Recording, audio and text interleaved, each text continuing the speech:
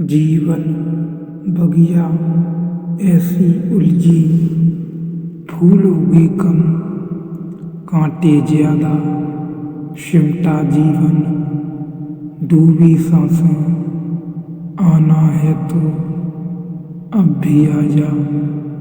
यदि आपने अभी तक अंतिम अध्याय नहीं देखा है तो कृपया करके अंतिम अध्याय देखें, उसके बाद ही इस अध्याय में प्रवेश करें।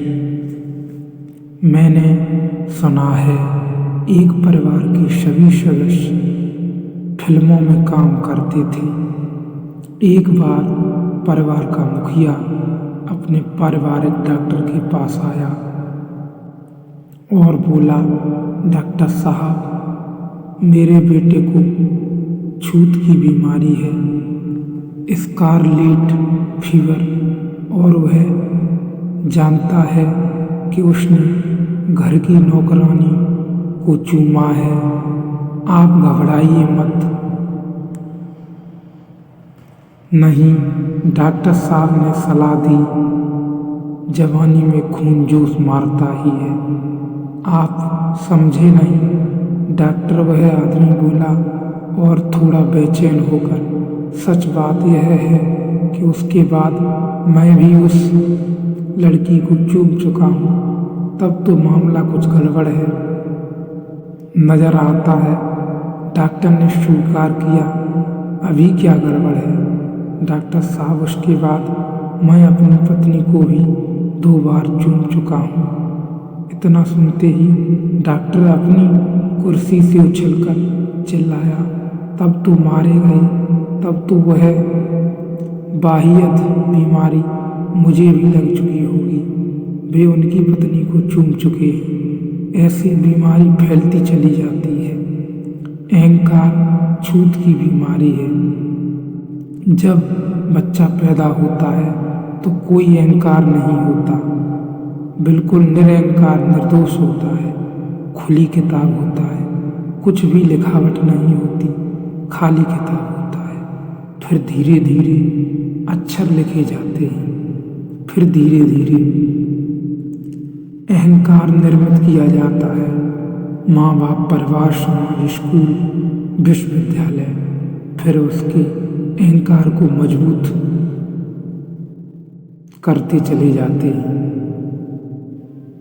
यह सारी प्रक्रिया हमारी शिक्षण की और संस्कृति की, सभ्यता और संस्कृति की बस एक बीमारी को पैदा करती है, अहंकार को जन्माती है। यह अहंकार फिर जीवन भर हमारे पीछे प्रेत की तरह लगा रहता है। अगर तुम धर्म का ठीक अर्थ समझना चाहो तो इतना ही है। समाज, संस्कृति, सभ्यता तुम्हें जो बीमारी दे देती है, धर्म उस बीमारी की औषधि है और कुछ भी नहीं। धर्म समाज विरोधी है, सभ्यता विरोधी है, संस्कृति विरोधी है। धर्म बगावत है, धर्म क्रांति है। धर्म की क्रांति का कुल अर्थ इतना ही है कि तुम्हें जो दिया है दूसरों ने, उसे किस भांति तुम्हें सिखाया जाए कि तुम उसे छोड़ दो, उसे पकड़कर मत चलो। वही तुम्हारी पीड़ा है, वही तुम्हारा नरक है जो औरों से लिया है तुमने, जो उधार है तुम्हारा। अहंकार के अतिरिक्त जीवन में और कोई बोझ नहीं है। अहंकार के अतिरिक्त जीवन में और कोई बंधन, जंजीर नहीं है। एक विशुद्ध बोध हूँ, ऐसी निश्चय रूपी अग्नि से अज्ञान रूपी वन को जलाकर तुम बीत सुख हो, सुखी हो। अहंकार का अर्थ है आपने चैतन्य को किसी और चीज से जोड़ लेना, अपने चैतन्य को किसी और चीज से जोड़ लेना। यही अहंकार का अर्थ है। एक आदमी कहता है कि मैं बुद्धिमान हूँ, तो उसने बुद्धिमानी को अपने अहंकार से जोड़ लिया, तो उसकी चेतना अशुद्ध हो गई। तुमने देखा दूध में कोई पानी मिला देता है तो हम कहते हैं दूध अशुद्ध हो गया, लेकिन अगर पानी मिलाने वाला कहे कि हमने बिल्कुल शुद्ध पानी मिलाया है, फिर तब भी तुम कहोगे अशुद्ध हो गया। शुद्ध पानी मिलाओ या अशुद्ध, यह थोड़े ही सवाल है। पानी मिलाया, इससे कोई फर्क नहीं पड़ता कि तुमने शुद्ध पानी मिलाया तो भी दूध तो अशुद्ध हो गया। और अगर गौर करो तो दूध ही अशुद्ध नहीं हुआ, पानी भी अशुद्ध हो गया। पानी और दूध दोनों शुद्ध थे, अलग अलग मिलकर अशुद्ध हो गए। विपरीत और विजाति और अन्य से मिलकर उपद्रव होता है। चैतन्य जैसे ही अपने से भिन्न से मिल जाता है। तुमने कहा मैं बुद्धिमान हूँ, बुद्धि यंत्र है, उसका उपयोग करो, बुद्धिमान मत बनो। यही बुद्धिमानी है।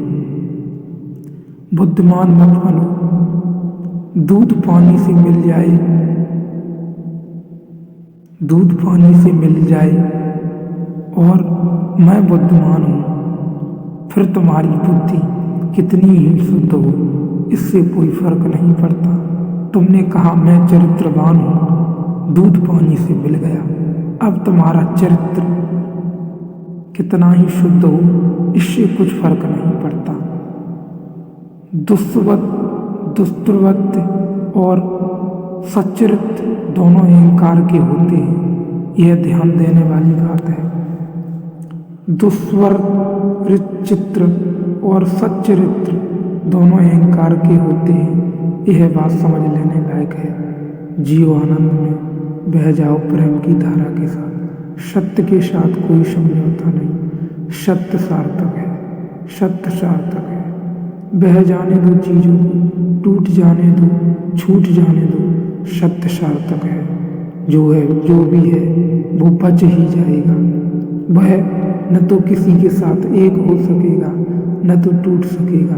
वह आनंद है, वह प्रेम है, वही सत्य है, वही धर्म है, वही हमारा होना है, जो सत्य है, जो हमारे पास है, जो सदा पास है, जो हम क्षण भर को भी शांत होते हैं तो आ जाता है। वही आनंद है, वही सत्य के पार ले जाएगा। हो जाओ मन के पार, मन के पार हो जाओ, परम आनंद में डूबो, बह जाओ रस की धार के साथ।